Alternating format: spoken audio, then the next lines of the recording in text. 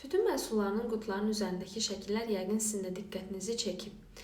Bu şəkillərdə adətən ya bu məhsullardan istifadə edərək ağır vəziyyətə düşmüş insanlar, yaxud bu məhsulun təsirindən sıradan çıxmış orqan və bəzən də həmin insanların qəmli ailə üzvlərinin şəkilləri təsvir olunur.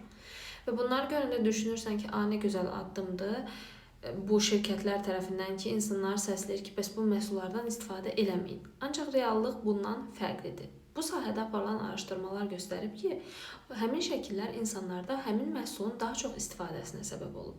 Belə ki, insanlar bir növ düşünüb ki, onsuz da mənim üçün çıxış yolu yoxdur, hər şeyin sonudur, mənim bədənim bu vəziyyətdədirsə, mənim sonum budursa, artıq qapılar mənim üçün bağlanıb və davam edirlər daha çox bu məhsulu istifadə eləməyə. Təbii ki, burada qazanan da yenə həmin şirkətlər olur. Ancaq bu nöqtədə bir şeyə diqqətinizi çəkmək istəyirəm. Ümumiyyətlə, tütün məhsullarını ilə yolunuzu hansı nöqtədə ayırırsanızsa ayırın, həmin andan etibarən bədəninizdə artıq bərpa prosesləri başlayır.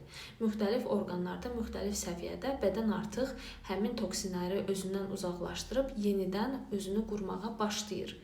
Və təbii ki, sizin o məhsulu istifadə etmə müddətiniz, bədən xüsusiyyətiniz, genetikanız müəyyən qədər bu bərpanın nə cür irəliləməsi üzərində rol oynayır. Amma nəticə etibarilə hər bir halda bədəninizə fayda vermiş olursunuz. Və bir nöqtə də var, bir məsələ də var ki, məsələn, həmin məhsulların təsiri nəticəsində bilirik ki, ağciyər xərçəngi çox güclü şəkildə yayılır və ağciyər xərçənginin əsas səbəblərindən biri də odur. Və bu zaman hətta həkimlər ağciyər xərçəngindən dolayı əməliyyata girməmişdən öncə xəstələrə ən az bir ay öncə məhsulun istifadəsini dayandırdılar.